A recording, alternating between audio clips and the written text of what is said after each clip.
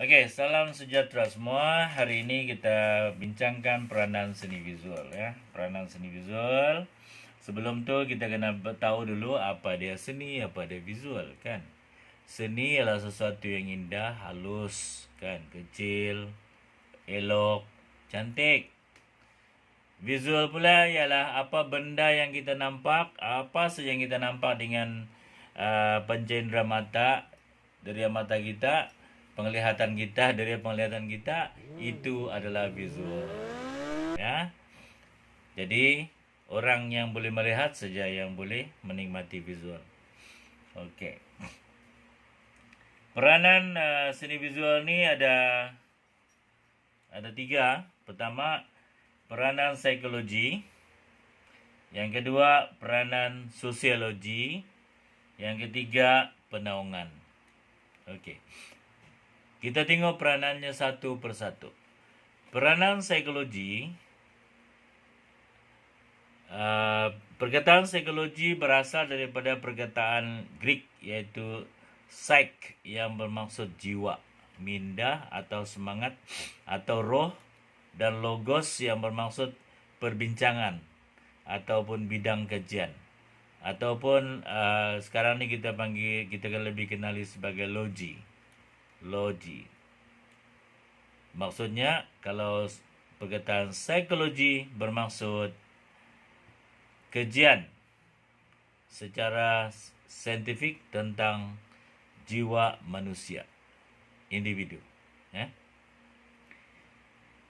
Jadi psikologi berasal daripada pemikiran ahli falsafah Wilhelm Wundt tahun 1832 hingga tahun 1920, iaitu merupakan bapa psikologi moden yang menggunakan kaedah saintifik untuk mengkaji berkaitan dengan jiwa. Okey? Berkaitan jiwa manusia.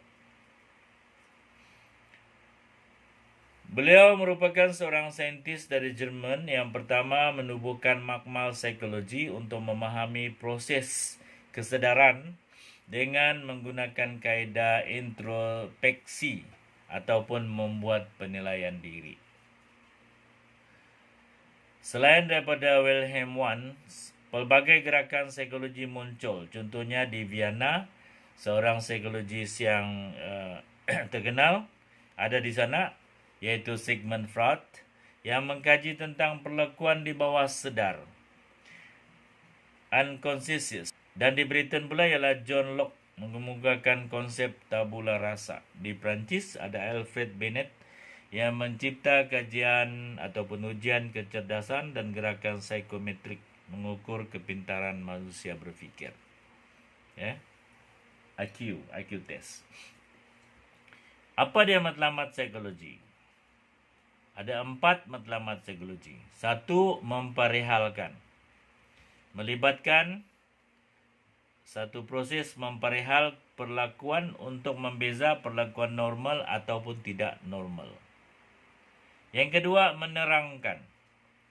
Berkaitan dengan penerangan mengenai kemungkinan punca atau penyebab bagi sesuatu perlakuan. Yang ketiga, mengawal, iaitu mengetahui punca sebenar. Mereka mesti mengawal semua penyebab sesuatu perlakuan itu. Yang keempat, meramalkan, iaitu melalui ketiga-tiga langkah tersebut di atas, maka ahli psikologi akan dapat mencapai matlamat yang keempat, iaitu meramalkan punca sebenar sesuatu perlakuan. Perlakuan manusia berbeza-beza antara satu sama lain. Cara berfikir pun berbeza-beza. Dan manusia adalah satu elemen hidup yang mempunyai pemikiran yang random dan susah diramal. Termasuklah diri kamu sendiri. Faham? Termasuklah diri kamu sendiri. Psikologi dalam penghasilan karya seni visual. Psikologi bertujuan memupuk kesedaran Bagaimana proses seni visual dapat menyumbangkan ke arah memperkembangkan daya kreativiti, imajinasi dan inovasi dalam diri seseorang individu. Okay. Kemudian apa yang perlu ditekankan, dikaji dalam soal ini? Pertama, yang berkaitan dengan kreativiti. Okay, kreativiti. Okay, saya sedang merakam.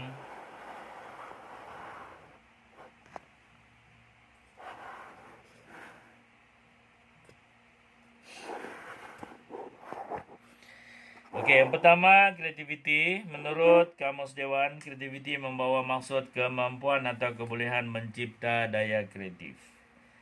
Manakala menurut pendapat ahli psikologi, kreativiti bermaksud sesuatu yang asli dan berdaya cipta. Jadi kedua-dua pendapat ini ataupun definisi ini sebenarnya merangkumkan satu maksud, yaitu daya kreativiti, daya kreatif. Okay. Dan kreativiti dalam seni visual merujuk kepada penglibatan penghasilan kualiti kerja yang baru. Itu kreativiti. Kamu hasilkan sesuatu yang baru, inovasi yang baru. Kamu mengkaji sesuatu yang belum ada lagi sebelum ini. Kalau ada pun, kamu upgradekan dia. Okey, kamu upgradekan dia. Kalau selama ini, contohnya lah pembinaan katil tempat tidur kamu tu. Selama ini bermacam-macam material digunakan untuk menghasilkan katil. Okey. Ada pula orang, dia cuba mencipta katil dengan menggunakan plastik. Plastik, pakai angin saja. Boleh dilipat-lipat lagi katil sebelum digunakan.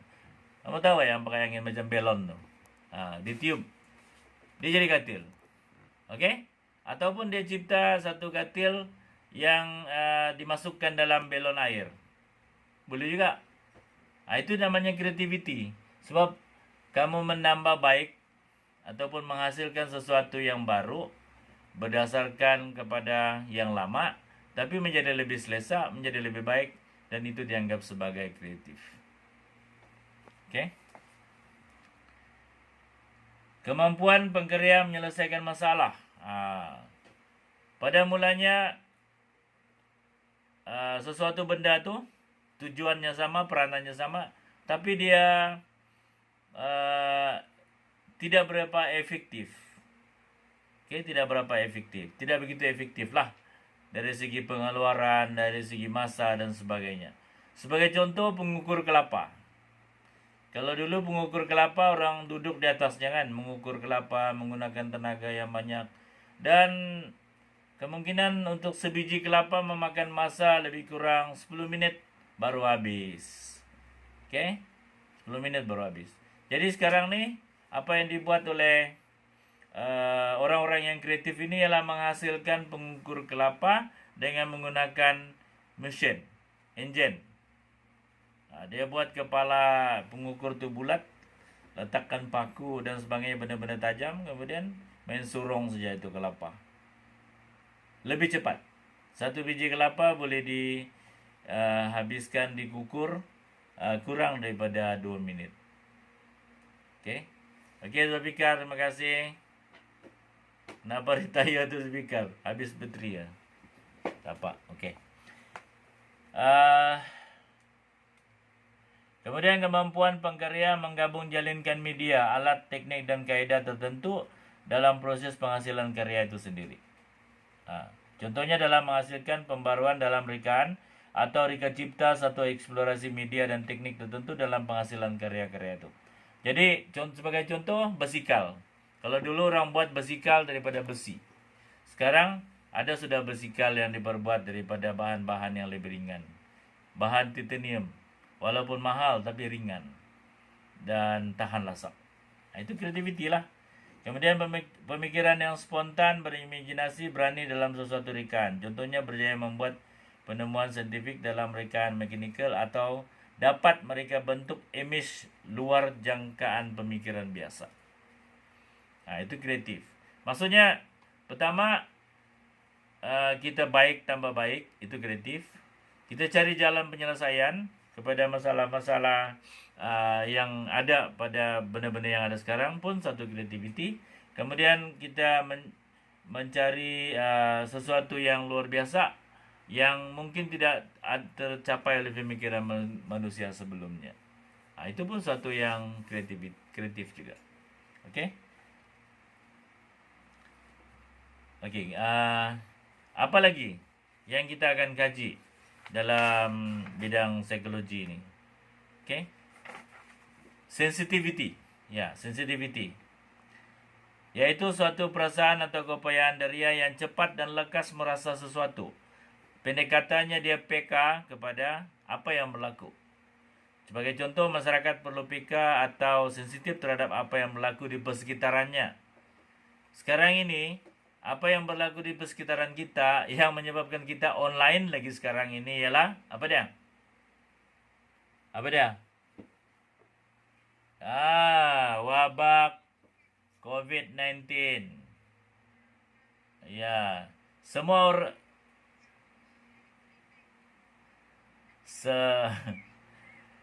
jadi semua kejadian yang berlaku sekarang ini menjadikan manusia seluruh dunia, bukan di Malaysia saja, bukan di rumah kamu, sekeliling rumah kamu saja, tapi seluruh dunia menjadi sensitif, sangat sensitif dengan soal-soal yang berkaitan dengan penjagaan dan penjagaan kesihatan. Okey. Jangan letakkan sentimen prasangka yang buruk kepada orang lain. Sekarang ini ialah masa kita untuk berfikir daripada sensitiviti yang ada. Okey. Berfikir daripada sensitiviti yang ada untuk mencari penyelesaian. Dan apa yang KKM buat, contohnya, sekarang mengkuarantinkan dan juga menghadkan perjalanan rakyat manusia daripada satu tempat ke satu tempat. Itu sebenarnya mereducekan lagi potensi merebaknya wabak tu. Dan ini adalah satu yang kreatif. Okey, kita lihat ini sebagai sesuatu yang kreatif supaya senang dikawal. Ya, supaya senang dikawal. Okey.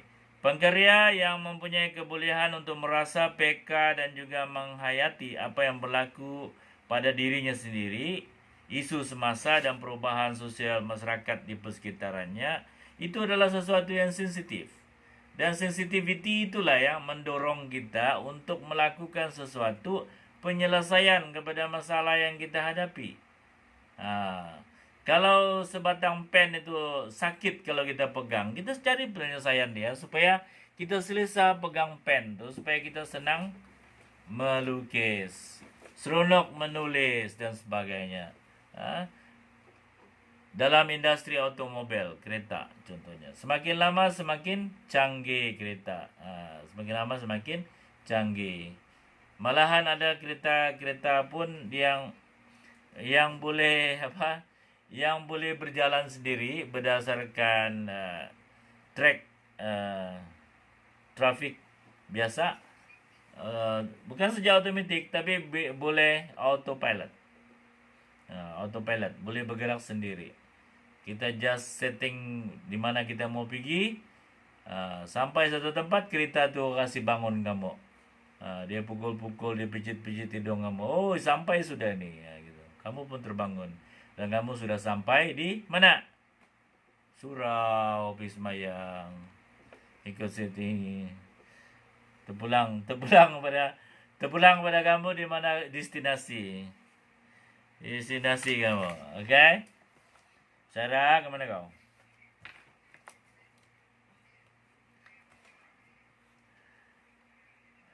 Okey. Seterusnya, emosi. Emosi terangkum dalam kajian tentang psikologi, yaitu emosi bermaksud perasaan jiwa, batin yang kuat.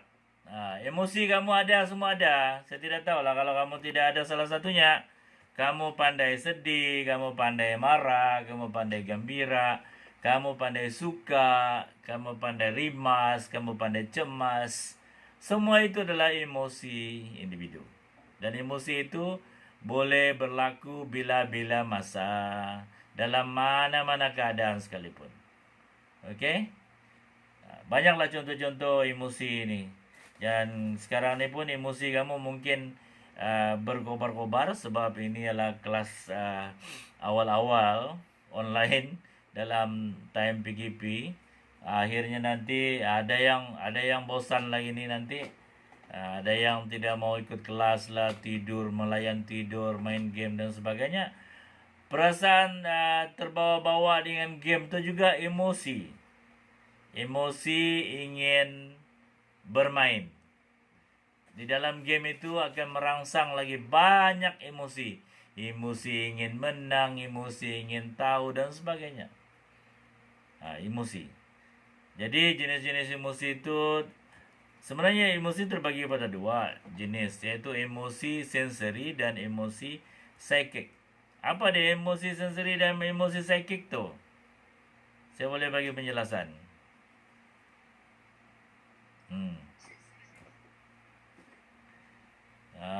Kesan daripada rangsangan dari luar itu ialah sensori. Sensori. Jiwa. Seperti perasaan yang berkaitan dengan orang lain. Kamu sayang orang. Kamu rindu orang. Itu ialah emosi psikik. Perasaan intelektual itu berkaitan dengan kebenaran. Contohnya yakin untuk menghasilkan karya yang lebih bermutu. Kamu beritahu dengan saya, cikgu, saya mau menghasilkan sebuah karya yang bermutu. Contohnya pelajar 6 atas sekarang ni. Mereka confident dapat menghasilkan karya tentang cakrawala dengan lebih baik. Dia seseorang itu dia rasa, oh, dia punya perancangan lebih baik daripada kawannya di sebelah. Okey, ini ialah emosi yang bagus. Emosi yang ingin mendapatkan sesuatu yang lebih cemerlang. Ini emosi-emosi yang begini yang kita mau tekankan. Perasaan yang sangat cantik lagi adalah perasaan estetika, iaitu perasaan yang suka kepada benda-benda yang cantik, indah.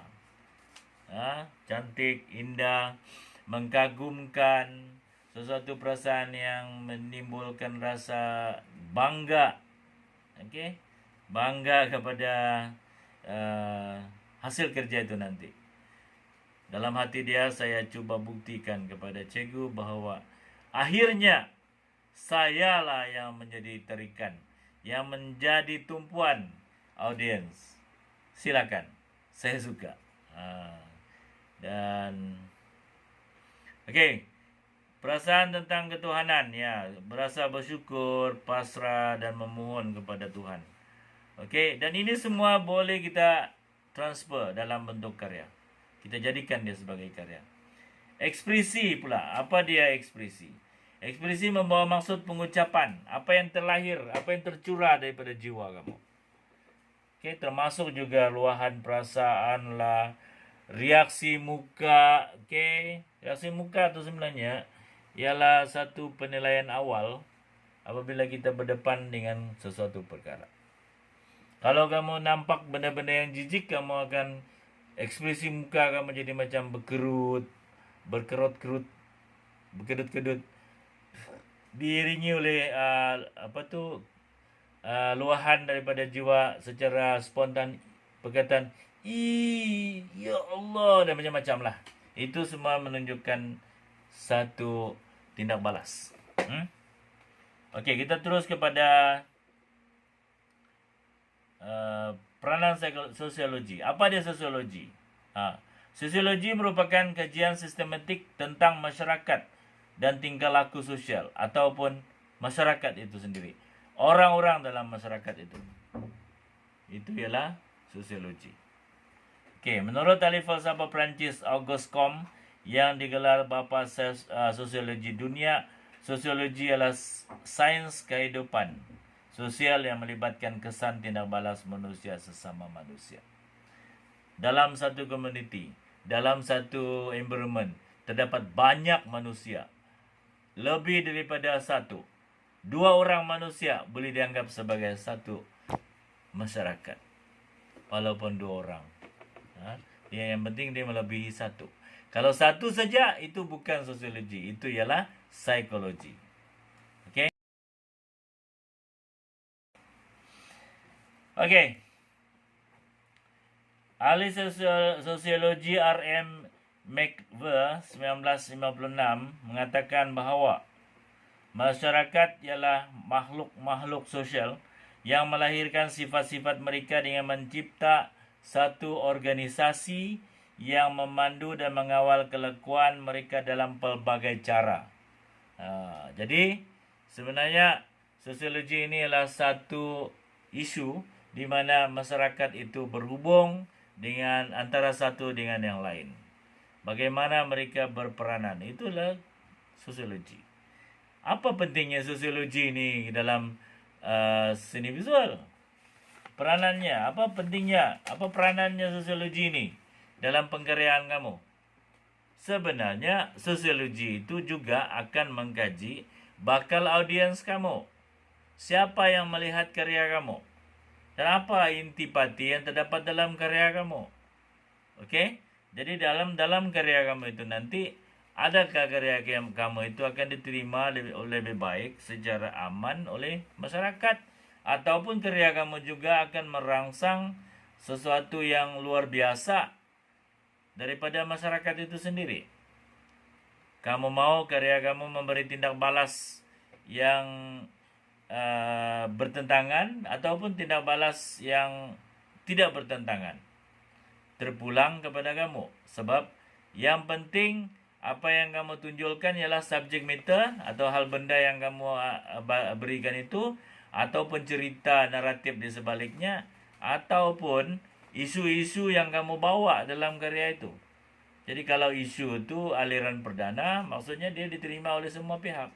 Tapi kalau isu itu isu yang kontradiksi, isu yang bertentangan, bermaksud isu itu akan menjadi, karya kami itu akan menjadi satu yang bertentangan dengan nilai-nilai masyarakat itu. Dan nilai masyarakat itu perlu diketahui, dia adalah amalan-amalan dari segi kekeluargaan secara umum, amalan-amalan keagamaan, amalan-amalan berkaitan dengan budaya, ras, kaum, pendidikan dan juga dasar-dasar kerajaan. Ya. Okey, kita dalam sosiologi ini kita juga mengkaji elemen nasionalisme. Apa dia nasionalisme? Nasionalisme itu sebenarnya perkara-perkara yang berkaitan dengan perasaan cinta akan negara dan bangsa. Yes, betul Nur Syairah. Perasaan cinta dan membangkitkan semangat kebangsaan. Okey, apa dia perasaan cinta yang elemen-elemen yang terdapat dalam negara kamu yang membangkitkan elemen rasa cinta pada negara? Jalur gemilang. Lepas tu ada lagi lagu negaraku, lagu negeri masing-masing dan sebagainya. Termasuk juga monumen yang terdapat dalam negara kita, seperti Tugu Peringatan Negara. Itu ialah elemen-elemen yang membangkitkan rasa semangat nasionalisme. Okey? Jadi dalam semangat nasionalisme itu wujud dalam soal-soal yang berkaitan dengan kenegaraan. Seperti yang kamu sebut tadi, bendera, rukun negara, lagu negaraku, monumen-monumen dan sebagainya. Kemudian landscape persekitaran pun menimbulkan semangat nasionalisme. Semangat cinta akan negara dapat dilahirkan melalui penonjolan imej landscape yang terdapat di Malaysia. Ada orang tanam bunga berwarna-warni di tebing bukit. Contohnya mereka akan gunakan cogan kata yang biasa digunakan di dalam negara itu untuk mendorong semangat kebangsaan. Ya. Contohnya dia tulis sana, Malaysiaku tercinta. Diorang tanam dalam bentuk susunan bunga-bunga. Ada kan nampak kan di tebing-tebing? Kan? Bunga merah lawan. Cantik kan? Banyak tempat. Kamu carilah. Ada juga diorang, bukan saja tulisan, diorang susun bunga-bunga tu berwarna-warni menyerupai bendera. Pun ada juga. Dan sebagainya. Kemudian landscape persekitaran. Semangat cinta ke negara dapat dilahirkan melalui penunjulan imej landscape yang terdapat di Malaysia. Contoh, imej keindahan landscape alam semula jadi dapat membangkitkan rasa sayang akan negara. Sayang dan cinta ke negara yang aman, yang ada tumbuh-tumbuhan yang cantik dan sebagainya. Dan ini memberikan gambaran bahawa Malaysia sebagai, contohnya negara Malaysia lah, Malaysia sebagai sebuah negara yang makmur, negara yang aman, dan semua itu perlu dikekalkan, jangan dirosakkan. Okey, warisan budaya juga boleh menimbulkan semangat nasionalisme. Ya, semangat nasionalisme.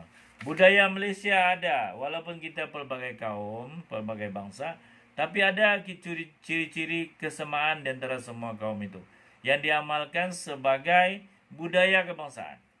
Contohnya pakaian kebangsaan. Kalau kita antar perwakilan ataupun kontingen sukan contohnya di luar negara, pakaian baju Melayu bersongkok bersamping dianggap sebagai pakaian kebangsaan. Walaupun yang memakainya itu bukan orang Melayu, daripada suku Melayu, mungkin daripada orang Cina, orang India, orang Kedazan, orang Murut dan sebagainya. Tapi di peringkat antarabangsa, ciri-ciri kenegaraan itu nampaklah daripada pemakaian tadi. Selain daripada itu, peristiwa-peristiwa bersejarah juga yang berlaku di Malaysia. Bagaimana pendudukan Jepun?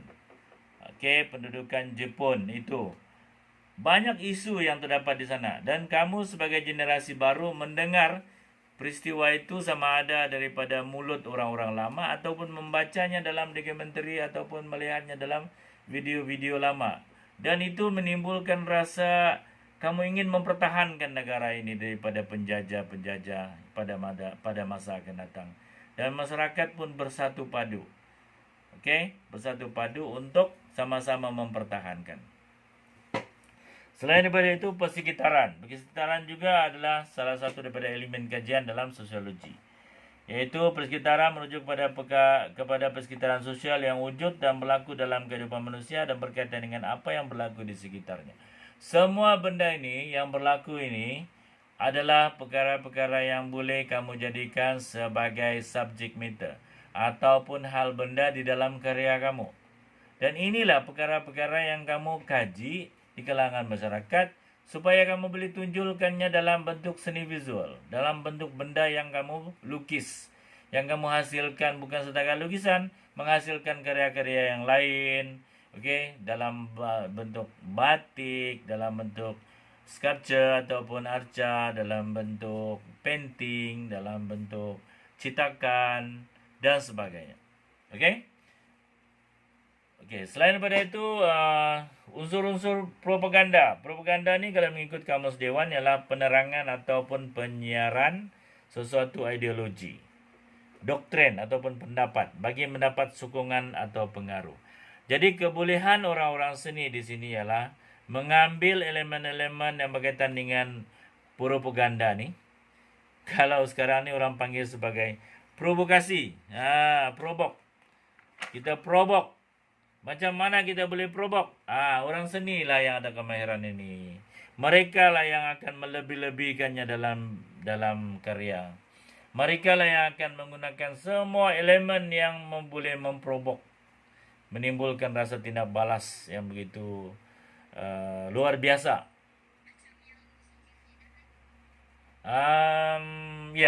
Mungkin karya-karya Zulkifli Dahlan, Banyak lagi lah karya-karya yang memprovok. Kalau luar negara tuh macam yang kamu tengok dalam Liberty Leading the People tu kan, karya tu kan. Itu pun provokasi juga.